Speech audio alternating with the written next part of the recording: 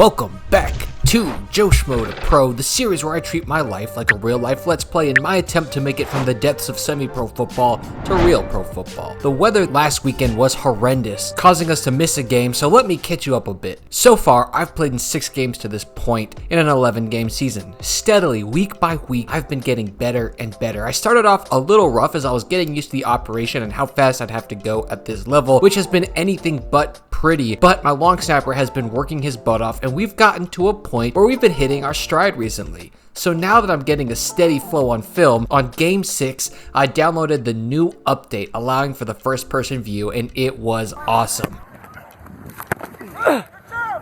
Middle! You better fair catch that.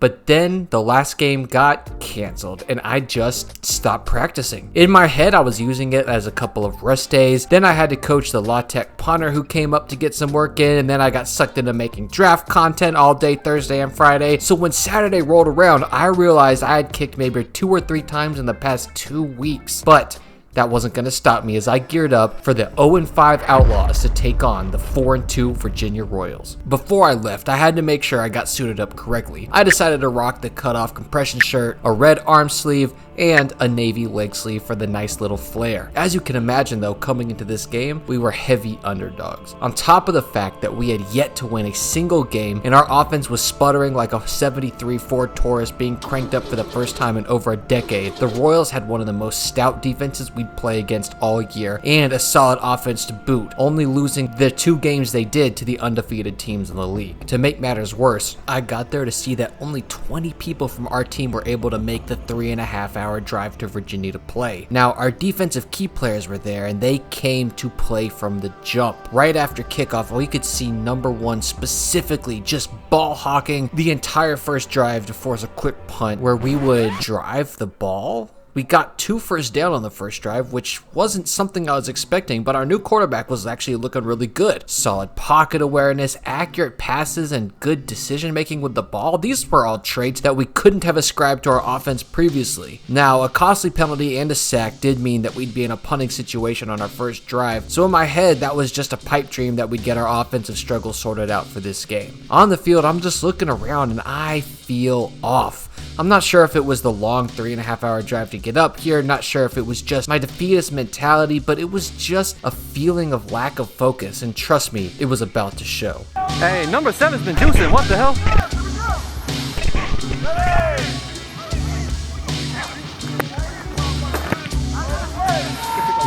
Damn. Let's go roll. Hey, down there! I was distracted by 7's big ass. God damn, 7. A really short punt that took a bad roll, and the best I could think of in the moment was, well, that's not good. I don't know how to describe it. I kind of just short-armed it, hit the front of the ball, and it was just an ugly mishit that I haven't hit in what has to be going on a decade now. But, you know, I'm not one for a pity party, so I just trotted off to the sideline where our defense was still holding strong. But any play now, I kept thinking something was going to break and they'd give up a big drive getting us, but then a couple plays into the drive, a miracle happened. An underthrown ball gets knocked up into the air and picked with more green in front of him than taking a cow to a pasture, and he brings it all the way back for a 63-yard pick 6. Now, we had to get the 2-point conversion done, and we did, and there's a flag. So now, instead of getting to attempt it from the 3, we have to attempt it from the 13 after a holding call, and miraculously, we did it.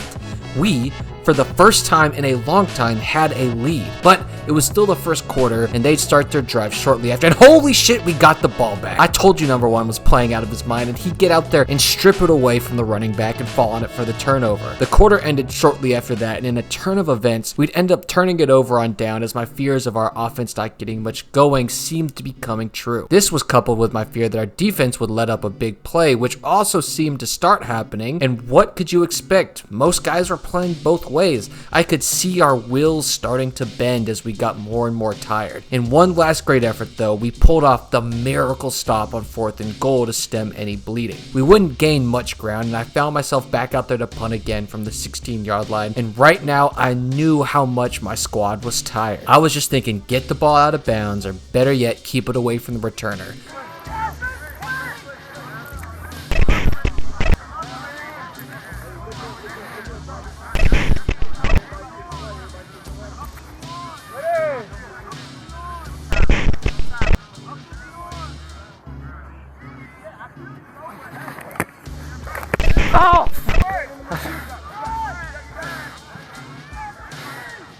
Just get that shit out of bounds, baby. That's all I care about. And even though I was rushing, I still barely got it off and even took a little contact. In hindsight, I should have gone for a flop, but I just don't have it in me to be an excessive flopper. The ball ended up going about 40 yards with the roll, but just another crap punt. And as I sat there on the sideline near the end of the second quarter, it just hit me. We were winning this game, and there were only 20 of us, probably 19 playing both ways, meaning I was the only player doing just my one job, and I was doing it horribly. We held them off as the half ended, and I took some time to get my head in the right place. I knew I was better than what I had just done, and it was time to prove that the next time I was given the chance.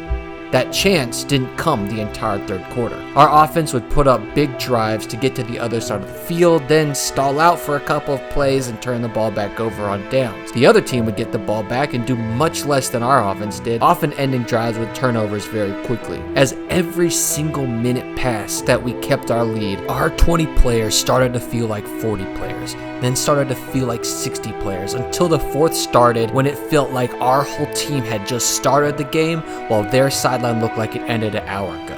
Now, did this mean our offense would start clicking like a 40-year-old's knees on a jog? A bit, but we'd mostly still stall out. Even on this drive, with the ball on the 40, we'd come up a yard short, but this time I wasn't going to sit and let them go for it again. I went to the coach and told him I could pin it from here, so he gave a little faith to me and charted me out on the field. It's coming your way, it's coming your way!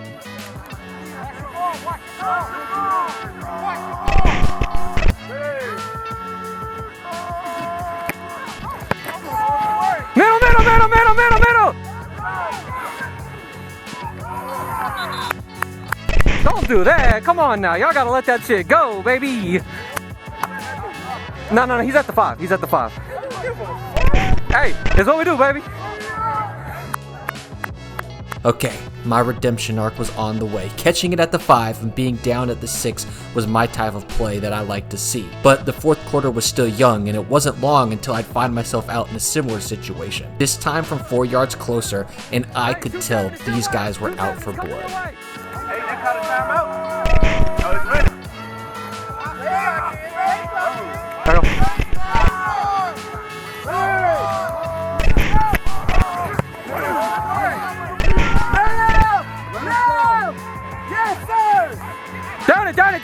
Down it! Luckily, I got a pretty decent bounce. The ball hit at the 8 and checked back to the 12, so I was 2 for 2 for keeping them inside the 15. Our defense would bend but not break once again, forcing a turnover on the plus side of the field with minimal time left on the clock. 3 run attempts, 3 timeouts, and it would be 4th and a small mile with 1 minute left. Alright, here's the scenario. We're about to win the game here. I gotta put him away. So let's get a good one. I think I'm going. Oh fuck! Can't have that happen. There you go, punt. It was my time to shine. Hey, they're over the left. They're over the left. They're over the left.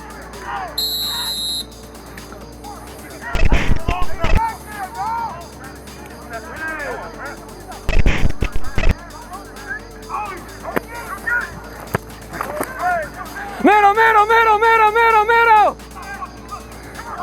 Hey, go cover, baby. Oh, they're not getting that shit. Come on. Get him down. Come on, get him down, baby. There you go, I got you. Got you, bro. Good point. Appreciate you, man.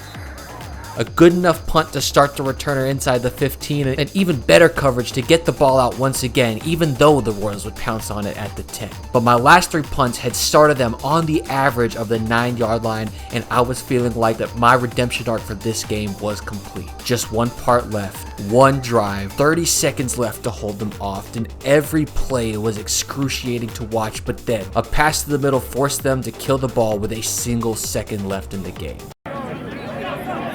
Come on, baby. Last play of the game, baby. Come on.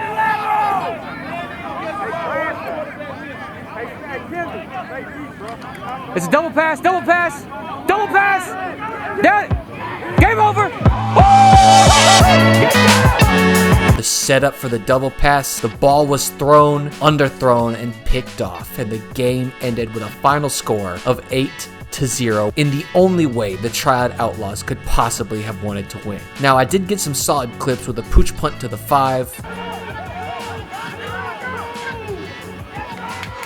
another one to the 8.